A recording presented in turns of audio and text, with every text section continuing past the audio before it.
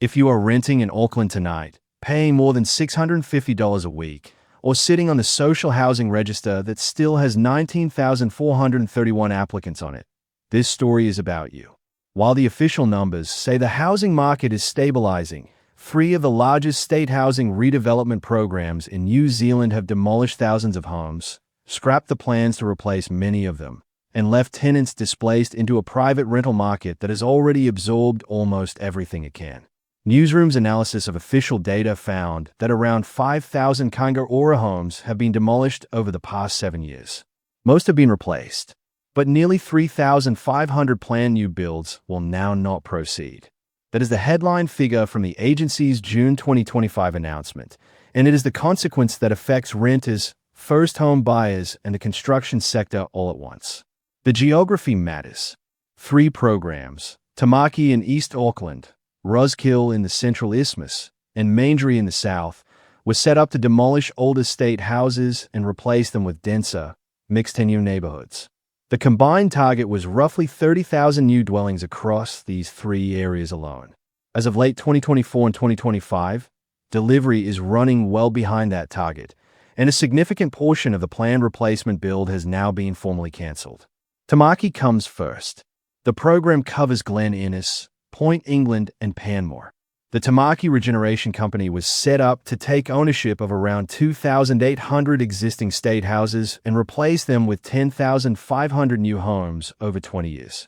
The NZ Herald reported in October 2024 that after a decade, only around 1,250 homes had been delivered. That is roughly 1/10 of the target. Tāmaki Regeneration's chief executive Shelley Katai acknowledged the pace, saying the company had not progressed as far or as fast as it needed to. Housing Minister Chris Bishop expressed dissatisfaction with the rate of delivery. The economic effect of that delay falls on renters and buyers. Land that was cleared of state housing years ago has not produced new supply at the pace promised. Within Glen Innes itself, the NZ Herald reported in late 2024 that around 300 houses had been demolished and 359 new homes built. Of those, 129 were state, 172 were private market, and 58 were classified as affordable. The mix has shifted. The proportion of social housing in the rebuild has dropped from the original 60-40 in favor of social housing to around 25 to 30% social, according to Tāmaki Regeneration's earlier reporting. For a renter looking at Glen Innes today, the practical impact is straightforward. Fewer affordable homes than were originally planned have actually been built, and the new market homes have lifted local price points without expanding the genuinely affordable pool. For first-home buyers, the affordable share of the rebuild was supposed to be a stepping stone into the market. That stepping stone has shrunk. The displacement story is documented. Iwela Nikki Rowdy, a long-term Glen Innes tenant, was evicted from a state house in 2017 after a legal battle that the NZ Herald reported cost Tāmaki Regeneration over $44,000 in legal fees. She had lived in the Taniwa Street property for 21 years. Her former home was demolished within days of her leaving. She was rehoused in a smaller terraced unit about 1.5 kilometers away. Her case was unusual only because it went to court. The Tāmaki Housing Group, which organized protests through this period, reported that hundreds of former tenants had been moved out as demolitions progressed. The Roskill development is the Central Auckland program, covering 143 hectares around MT Roskill. The plan announced under the previous government called for more than 10,000 new homes. About 2,400 Kiwi build affordable, around 3,000 market, and more than 3,000 state. Building started in the Roskill South phase. Older state houses were progressively removed, with each cleared site producing more homes than it replaced. In June 2025, Kāinga Ora announced it would not proceed with 212 planned developments nationally, totaling 3,479 homes. The agency would write down between $190 and $220 million in capital already spent. Chief Executive Matt Crockett said the cancellations were a critical step in the reset plan and said the agency needed to bite the bullet. Housing Minister Chris Bishop said the reset was designed to free up funds for homes in the areas of greatest need. MT Roskill was directly affected. The Wesley West project was indefinitely postponed after, by community accounts, Up to 80 old estate homes had already been demolished, and hundreds of millions had been spent on infrastructure preparation. Auckland-based reporting in mid-2025 identified specific sites where the planned replacement builds were now off the table. The economic effect for the local area is empty land where homes used to stand, with no firm rebuild timeline, while the social housing register in Auckland remains heavily concentrated in these same suburbs. Māngere in South Auckland is the third program. It was announced as a similarly scaled project, approximately 10,000 new homes targeted across the precinct.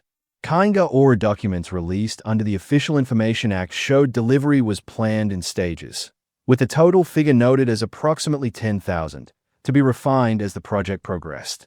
The agency confirmed that 457 state homes had been redeveloped in the 2021-22 financial year, according to OIA documents. The 2023 Auckland anniversary floods added another layer. Nearly 30 state houses in Auckland, including 19 in Pito Place in Māngere, were earmarked for demolition because repair was not viable. Tenants were relocated to other Kāinga Ora homes. Almost 600 Kāinga Ora properties across Auckland sustained flood damage in total. The agency made rehousing offers to around 250 households. Adding the three programs together, the original ambition was around 30,000 new homes across Tāmaki, Roskill, and Māngere over 15 to 20 years. The actual delivery picture by 2025 was much smaller. The cancellation of 3,479 planned builds nationally, with MT Roskill and Auckland sites well represented in the affected list, has reduced the replacement pipeline further. The first cause is state houses demolished with replacement builds delayed or cancelled. The effect is that displaced tenants are absorbed into other Kāinga Ora stock where available, but Kāinga Ora's managed stock is now forecast to decline. One News reported in September 2025 that Bishop confirmed Kāinga Ora's managed houses were forecast to drop from 78,204 in 2024-25 to 78,027 in the next year, a net loss of 177 homes. Newsroom reported that 27% of state homes are overcrowded. The impact is that pressure builds further down the housing ladder. The second cause is that tenants displaced from demolition zones increasingly end up in the private rental market. The effect is that Auckland's private rental market absorbs additional demand.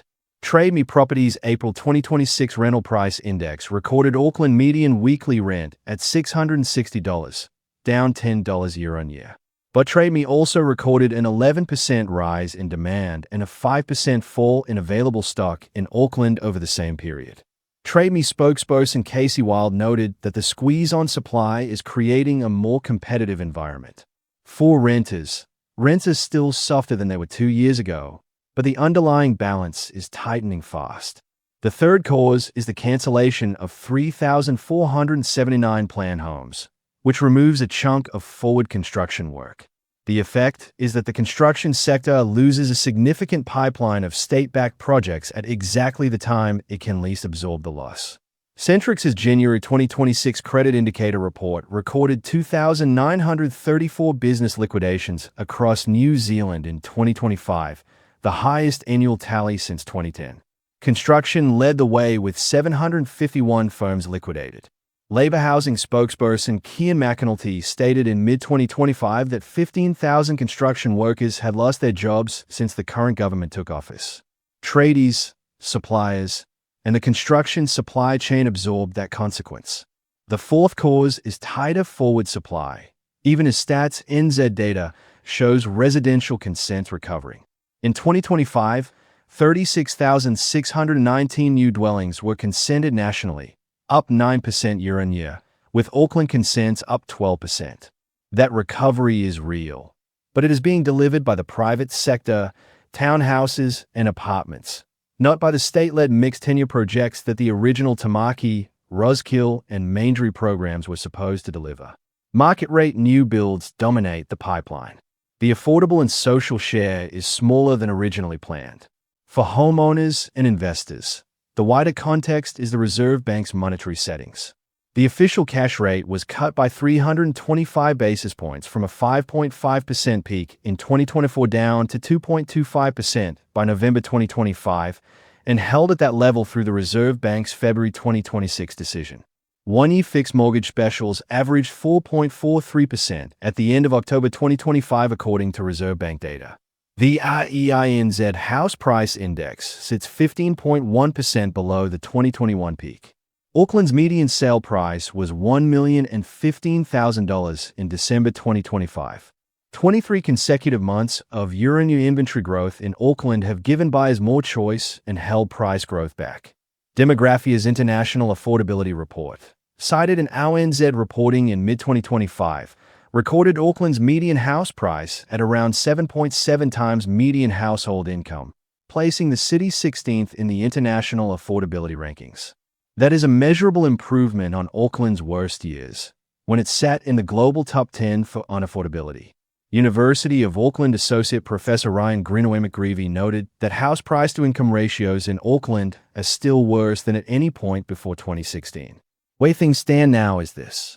The original Tāmaki, Roskill and Māngere ambition to demolish and replace tens of thousands of state houses with a far larger mixed-tenure footprint has not been delivered at the pace promised. Roughly 5,000 Kāinga Ora homes have been demolished nationally over 7 years. 3,479 planned replacement builds have been cancelled. Kāinga Ora's managed stock is forecast to decline this year, not grow. The agency has been restructured to operate as a landlord rather than a developer. The Social Housing Register holds 19,431 applicants as of September 2025. The Transfer Register holds another 4,608. Auckland's median rent has eased slightly, but the supply-demand gap is tightening. The construction sector lost more firms to liquidation last year than at any point since 2010. The official cash rate sits at 2.25%, and the Reserve Bank has signaled it is unlikely to fall further. Those are the facts. The rent is waiting on the register, the displaced tenants in temporary stock, the construction workers without contracts, and the first-home buyers watching the affordable share of new builds shrink all bear the consequences of decisions taken about the future of Tāmaki, Roskill and Māngere over the past decade.